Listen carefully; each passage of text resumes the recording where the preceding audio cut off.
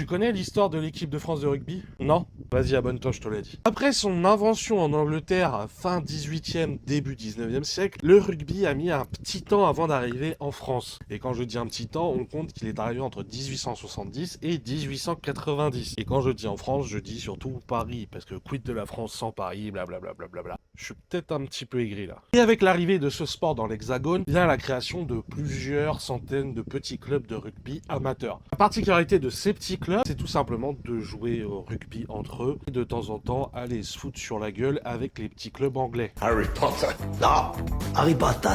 Et ça jusqu'à ce qu'on commence à voir les prémices d'une véritable équipe de France de rugby avec n'importe qui dedans. Ouais, je dis n'importe qui, je dis prémices parce que à l'époque pour jouer contre l'équipe nationale anglaise, on avait tendance à recruter un peu n'importe qui. Il n'y avait pas vraiment de cohésion d'équipe, il n'y avait pas vraiment de sélection à proprement parler. Jusqu'à 1906, les gens, on sait pas qui, se disent « Eh frère, viens ma cagole, viens, on monte une véritable équipe de rugby de France, on les fait jouer ensemble, on les fait se coordonner ensemble et on les fait se taper dans le cul. » Et c'est comme ça qu'en 1906 naît la première véritable équipe de France de rugby, avec comme premier match international les All Blacks. Ils nous ont mis une branlée, mais ça c'est pas grave, c'était la toute première équipe de France. Ça a permis de structurer un peu ce sport en France, surtout de créer la Fédération française de rugby. Bref, j'espère que cette histoire vous aura plu. Dites-moi ce que vous avez pensé en commentaire. Enregistrez-la et partagez-la à votre pote fan de rugby. Et moi, je vous dis à très vite pour une prochaine vidéo. N'oubliez pas de vous abonner et de liker la vidéo.